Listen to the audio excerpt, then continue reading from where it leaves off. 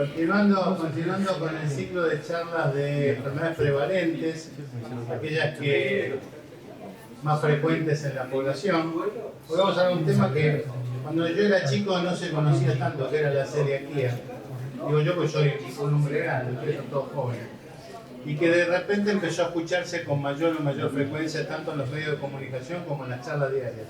Y esto que tiene que ver con una sustancia que se come, que viene en los alimentos y que provoca alguna alteración en los intestinos. Acá el servicio de medicina familiar del Sanatorio Güemes, representados por las doctoras que después se van a presentar, nos van a poner un poco al día sobre esto, qué cuidados debemos tener, qué situaciones son las que tenemos que tener como alerta, y después seguramente todas las preguntas que quieran hacer las doctoras se van a encargar de responderlas. ¿Con quién empieza? ¿Vos? Dale con la doctora. Hola, ¿qué tal? Bueno, como bien vieron acá, nosotros somos de la Residencia de Medicina Familiar y nada, venimos a dar esta charla de celiaquía para todos ustedes. Y bueno, las disertantes que estamos acá somos Mariana Ramírez, Verónica Marana, Carolina Santander, y bueno, también está todo el equipo que vamos a hacer distintas preguntas. Va a responder distintas preguntas. Así que nada, básicamente se trata de una charla en la cual primero vamos a empezar rompiendo el hielo con un verdadero o falso, después la idea es dar algunos conceptos teóricos y después terminar con la actividad, herramientas y algunas preguntas, si ustedes tienen dudas o algo al respecto para poder responderles. Bueno, empezamos con el verdadero o falso. La celiaquía es una alergia al trigo. ¿Qué piensan? ¿Falso? ¿Falso? ¿Vamos con falso? Muy bien, es falso, ya que no es una alergia. En realidad lo que estamos hablando es una enfermedad sistémica autoinmune. Perfecto. Justamente reacciona a una sustancia que se llama gliadina, que está presente en el gluten, que está en los típicos alimentos que conocemos, como el trigo, la avena, cebada y centeno. Bien. Después, una persona con celiaquía puede no tener ningún síntoma. ¿Parece verdadero o falso? Muy bien, ¿eh? Perfecto. Hay mucha gente que tal vez no... Bueno, ahí están haciendo trampa. Listo. Hay mucha gente que no tiene síntomas, pero es importante hacer tratamiento porque la enfermedad genera cambios en el cuerpo igual. Bueno, la avena siempre está prohibida para los celíacos. ¿Verdadero? ¿Falso? ¿Qué piensas? Muy bien. Muchas veces sí por el tema de la contaminación cruzada, pero a veces hay avena pura que puede no tener gluten. ¿Una miga de pan puede enfermar a una persona con celiaquía? No se puede así. No. Perfecto. Justamente ya con una pequeña cantidad de gluten ya va a empezar a generar, bueno, la alteración al sistema.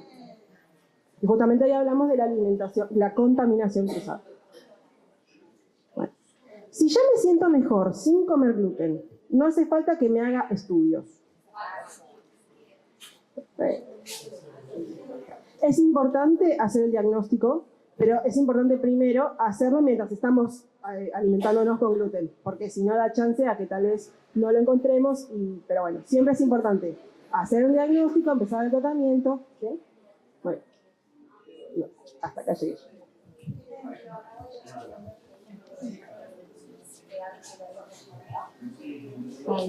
Bueno, entonces para empezar a hablar un poco ahora sí lo que es la teoría, que es la enfermedad celíaca, como dijo mi compañera, no es una alergia, es una enfermedad autoinmune en la que nuestro organismo por alguna razón reacciona contra el gluten. El gluten se encuentra en trigo, cebada, avena y centeno. Pero no solo se encuentra en los alimentos, también incluso se puede encontrar en algunos fármacos, o sea, es decir, en medicación, o incluso en suplementos dietarios. Importante, esto igual lo vamos a ver ahora en un ratito mejor, pero el trigo puede estar oculto en ciertos alimentos en los que pensamos que no tienen gluten y sin embargo hay cierta contaminación cruzada, entonces el alimento en realidad no sería apto celíaco. Esto como parte introductoria, luego vamos a introducirnos un poco más en ello. Bueno, ¿alguien de la sala es celíaco? ¿Conoce a alguien que es celíaco? ¿Sos celíaca? Conocen gente que es celíaca. Y bueno, ¿se imaginan más o menos qué síntomas generales puede tener la persona que es celíaca? ¿Me quieren contar? Después ya les... Descompostura, vómitos. Bien. Bueno, sí. Hablamos un poquito de lo que son los síntomas generales. Nosotros lo quisimos hacer bien esquemático. Las principales sintomatologías tenemos que puede haber diarrea, náuseas, vómitos, ¿sí? También puede causar anemia, sensación de como distensión abdominal, ¿sí? Pero después también tenemos sintomatologías por edades. Pensemos que es una enfermedad que genera inflamación. Al generar inflamación, todo lo que es la absorción de alimentos se ve disminuida. Por lo tanto, si nosotros tenemos una persona que está en plena etapa de crecimiento, vamos a tener que, por ejemplo, todo lo que es la altura se va a ver afectado porque hay una disminución de la absorción de nutrientes, ¿verdad? También va a haber alteraciones a nivel de lo que es la piel, fragilidad del pelo, ¿sí? En cuanto a lo que es la adolescencia, alteraciones a nivel de lo que son los desarrollos puberales, y a nivel de lo que es una persona adulta podemos ver disminución del peso, osteoporosis, sensación de cansancio y demás.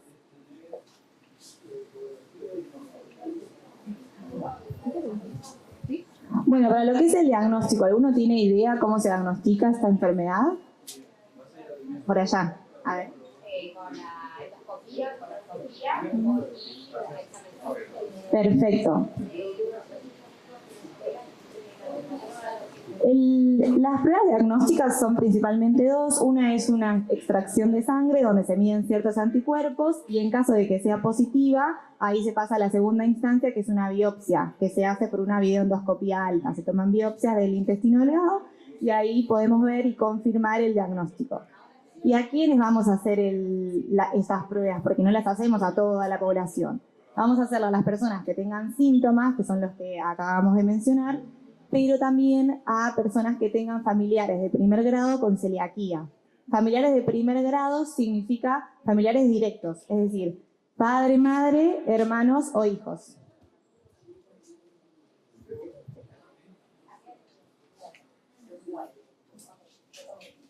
Entonces, ¿ustedes saben más o menos cuál es el tratamiento? Más o menos igual acá se evidencia. Pero el tratamiento sería básicamente realizar una dieta libre de gluten, ¿sí?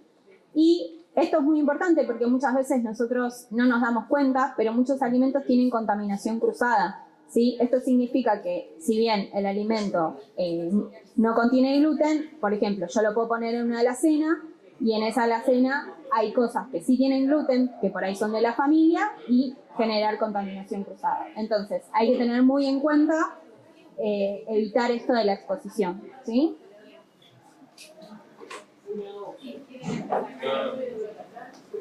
Bueno, es muy importante ver en los envases, ¿sí?, el logo que dice Sintac, ¿sí? Asegurarnos de que la dieta no tenga, o sea, que sea libre de gluten, y evaluar siempre que nosotros vamos a comprar algún alimento que esté presente el sello que dice Sintac, ¿sí? La contaminación cruzada es esto que mencionábamos antes, que muchas veces en los procesos, ¿sí?, de realización de los alimentos, si bien son alimentos que por ahí nosotros no son derivados del trigo, de la avena, de la cebada y del centeno, pero muchas veces en el proceso se agregan algunos componentes que sí pueden tener TAC, entonces generarían sintomatología en los pacientes, ¿sí? Bueno, ahora les vamos a poner fotitos y nos vamos a hacer un feedback para ver si ustedes saben si les parece que estos alimentos son aptos o no aptos. Entonces yo les muestro estos alimentos, son frutas y verduras. Para ustedes, ¿estos alimentos son aptos o no son aptos? ¿Son aptos? Perfecto, sí, son aptos. Todo lo que es el consumo de frutas, verduras, es todo apto para lo que es el leche. Si yo les pongo esta imagen, que hay fideos comunes, harina refinada de trigo y todo lo que son galletitas, ¿ustedes qué me dicen? No aptos. Perfecto. Todos estos alimentos, primero, en las imágenes, ninguno de los elementos tiene el logo, ¿sí? Es importante verificar cada vez que nosotros vayamos a la góndola, constatar y reforzar la idea de tiene que tener sí o sí el logo, si no, sintomatología. Si yo les pongo huevos, por ejemplo, ¿ustedes qué me dicen? Perfecto. Muchas veces esto genera confusión o duda en los pacientes. Nos vienen muchos pacientes a consultas preguntándonos si pueden consumir huevos. El huevo se puede consumir tranquilamente. ¿La polenta? Bien, perfecto. La polenta también se puede consumir, ¿sí?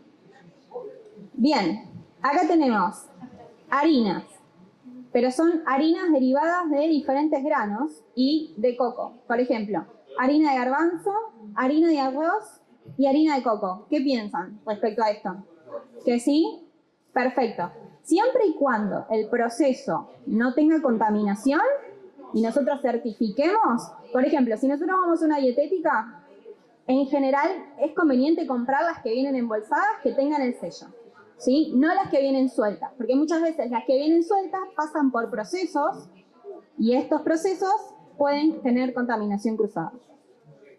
Bueno, y acá hay algunos alimentos que me generan dudas.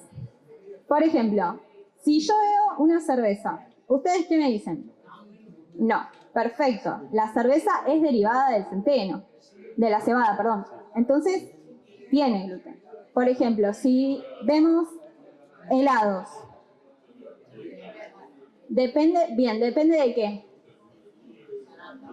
Perfecto. Siempre que nosotros vayamos a consumir helado, nos tenemos que asegurar que sean aptos celíacos, ¿sí? Después, por ejemplo, la avena, que era como el verdadero falso que había hecho Mari. La avena sí, la avena no. Perfecto, si no tiene gluten, es apto.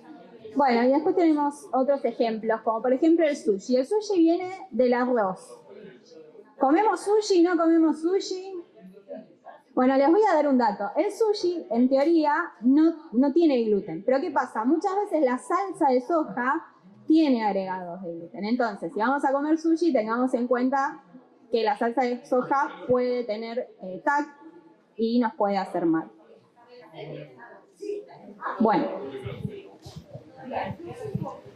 Bueno, y ahora esto es más a modo informativo, como datos útiles para ustedes, personas que tengan celíaco, personas que conozcan que tengan celiaquía. Existe la página del gobierno en la cual hay un sector destinado a celiaquía. En ese mismo sector, acá les pusimos el link y la fotito de cómo aparece, hay un montón de información. Sobre todo está muy buena para sacar ideas, por ejemplo, para recetas y sobre información destinada a lo que es la salud de una persona con celiaquía, o sea, cómo son sus controles, cada cuánto tiene que ir al médico, a dónde puede consultar. Y después, este dato que también nos pareció muy útil es el listado de alimentos de la ANMAT. Hay una página, acá están los links, en donde vos ingresás y podés poner el nombre del alimento, la marca, incluso a veces te deja subir foto o escanear el código de barras y la página te dice si es apto o no apto. Obviamente esto es a modo de ayuda, capaz con alimentos específicos, pero creemos que sigue siendo súper importante que uno sepa qué es lo que tiene que mirar a la hora de elegir un alimento, que principalmente es ver que tenga el sello. Pero está muy bueno como a modo de ayuda. Y después también nos pareció importante mostrarles esta información, que es el marco legal de todo esto, que es la ley 26.588, que tiene 4 aristas principalmente. Una es una cobertura económica. Esto significa que obras sociales y prepagas tienen la obligación de destinar cierto presupuesto a cada paciente con celiaquía para poder comprar alimentos aptos celíacos. Esto es un porcentaje que se va ajustando a la canasta básica. La última actualización había sido en el mes de abril y era más o menos un monto de 44.000 pesos. Para que lo sepan y ustedes puedan ir con esta información a pedirlo justamente. Luego, el acceso a los alimentos seguros habla de todo lo que es, bueno, el control en todo, desde que se realiza el alimento, en el proceso de transporte, cuando llega la góndola, que tenga los sellos, que todo el proceso esté bien hecho para que la persona realmente consuma un alimento seguro. El etiquetado específicamente habla del sello, que los alimentos que sean seguros lo tengan, y los derechos en salud habla de la cobertura que tiene que tener el plan médico obligatorio, que es que toda persona pueda acceder a lo que es diagnóstico y tratamiento de la enfermedad sin tener que pagar por ello. Eso es algo que tiene que estar cubierto, ustedes no deberían nunca pagar para que les hagan el diagnóstico de celiaquía, como vimos en los casos que sean necesarios. Es decir, si tienen síntomas o si tienen familiares de primer grado. Bueno, ¿y dónde se puede hacer una consulta con respecto a este tema? Con tu médico de cabecera.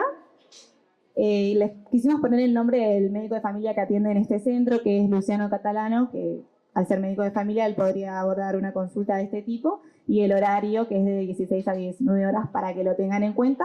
Esto es acá puntualmente, pero con su médico de cabecera podrían hacerlo en cualquier lugar, digamos. Bueno, recordar que el 5 de mayo es el Día Mundial de la Enfermedad Celíaca. Y eso fue todo.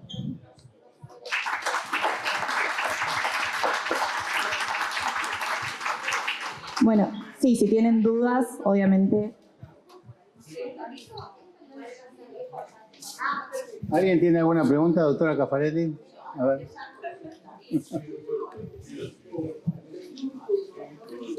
Hola, buenas tardes. Yo soy la doctora Caffarelli. Consulta, ¿pueden tomar cualquier tipo de medicación o cualquier tipo de marca? Como habíamos comentado, hay ciertos medicamentos que pueden llegar a tener gluten. Entonces, también es obligatorio que los medicamentos tengan el sello. Por eso, a la hora de recibir un nuevo medicamento, siempre pregunten o chequeen. Sí. Los medicamentos en general también vienen con el sello, ¿sí? Que mostramos anteriormente. En general, muchas veces no vienen con el color específico, que nosotros, a veces adquieren el color del paquete, entonces, o de la caja, ¿sí? Entonces siempre chequear, en general se ve, está bien distintivo como en el frente de la caja. Quizás no es este color, pero muchas veces viene como en celeste, pero hay que tener en cuenta que sí hay que mirar que está. ¿Quién tiene una pregunta? Recordemos, TAC es trigo, avena, cebada, centeno. ¿Alguno quiere hacer una pregunta a las doctoras? ¿Hay algún tipo de análisis preciso que se tenga que hacer cada X cantidad de tiempo para ir controlando, no sé, como de contra anemia, por parte de la dieta, de la capacidad de absorción, nutrientes? Vamos a repetir la pregunta al micrófono para que quede acá registrado. Pregunta a la señora si hay algún tipo de estudio que debería hacerse para monitorear la evolución de la enfermedad. Corregime si esto. No para el diagnóstico ya sabemos cómo está hecho, sino para monitorear la evolución de la enfermedad. En realidad lo que hay que ir haciendo es tu control periódico de salud. En tu control anual, en principio, va a salir si, por ejemplo, estás anémica. También va a haber ciertos síntomas que pueden empezar a aparecer, pero una vez que se hace el diagnóstico, no es que haya que volver a repetirlo estrictamente el estudio, digamos. O sea que, digamos que si ya tiene hecho el diagnóstico, los controles anuales para ver la evolución. ¿Sí? Hace un año se le queda mamá Sí. y tiene periodo todavía de Sí. la dieta, pero es normal, porque entiendo de que a cada uno le afecta diferente. Pregunta acá la señora si ya tiene hecho el diagnóstico y si bien cumple con la dieta, por lo que dice, todavía tiene episodios sintomáticos, si eso es normal o esperable. Bien, o sea, habría que chequear bien si la dieta está siendo bien cumplida. Entiendo que vos referís que tu mamá la hace. Ahí habría que ver el tema de la contaminación cruzada, puntualmente, ¿sí? Quizás no en la estantería de la casa, pero quizás se está consumiendo particularmente alimentos que en el proceso de elaboración se contaminan y quizás eso es lo que le está afectando. Sí.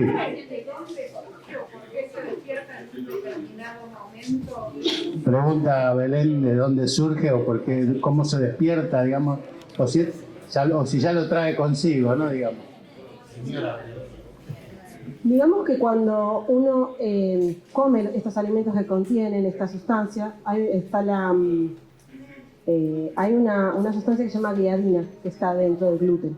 Esta sustancia, cuando entra al intestino, ahí se la presenta a unas células que, digamos, uno tiene que tener una predisposición genética. Por eso muchas veces hablamos de lo que serían, si tuviste, no sé, tu mamá, tu papá o familiares de primer grado. Esa es una de las predisposiciones. Ok. Entonces, si uno tiene como esa predisposición genética a tenerlo, cuando uno come por primera vez estas sustancias, ahí se presenta en el intestino, se hace todo un trabajo de células interno y ahí es cuando se activa. Muchas veces por eso se activa recién entre los 6 meses y los 2 años cuando uno es niño, porque es cuando empieza a consumir estos alimentos. Pero como dijimos, puede ser silente y por eso tal vez tarde como una especie de latencia y recién en la adultez se manifiesten los síntomas. Como un estado alérgico, ¿no? Que reacciona ante la proteína que decía la doctora. Perdón. ¿Hay que tener algún tipo de cuidado en especial con los utensilios que se utilizan para cocinar y para lavar esos utensilios? Pregunta acá la señora si hay que tener cuidado con los utensilios o los elementos que utilizan para cocinar. Sí, o sea, si alguien en la familia es celíaco, tener cuidado, por ejemplo, de por ahí no cortar cosas que tengan, como decíamos del ejemplo de la amiguita de pan, como no cortar lavado y no mucho más que eso. Para lavarlo con el detergente. Sí, sí, eso no hay problema. Sí, sí. ¿Qué más? Por el mismo precio, todavía no cobramos. Ahora Sí, dale. está como de moda de que dice que sos intolerante al trigo, que te hagas ese trigo que soplás, Sí. es diferente a la celiaquía, ¿no? Sí. Sí, la celiaquía es, bueno, toda esta explicación que damos, que es puntualmente con la proteína del gluten, que es la gliadina que comentaba Mari, y es algo genético.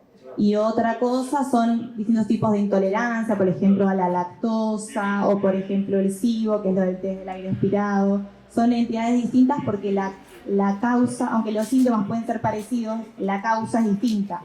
Entonces, si yo, por ejemplo, tengo SIBO, no por sacar el gluten voy a tener mejoría sintomática. Puede ser que sí en algunos casos, pero son entidades distintas.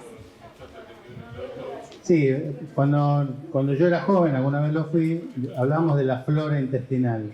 Ahora se habla más de la microbiota, que generalmente son enfermedades que tienen que ver con esos gérmenes que habitan nuestro intestino. En cambio, lo de la celiaquía tiene más que ver con una reacción inadecuada a una proteína que era la que decía la doctora.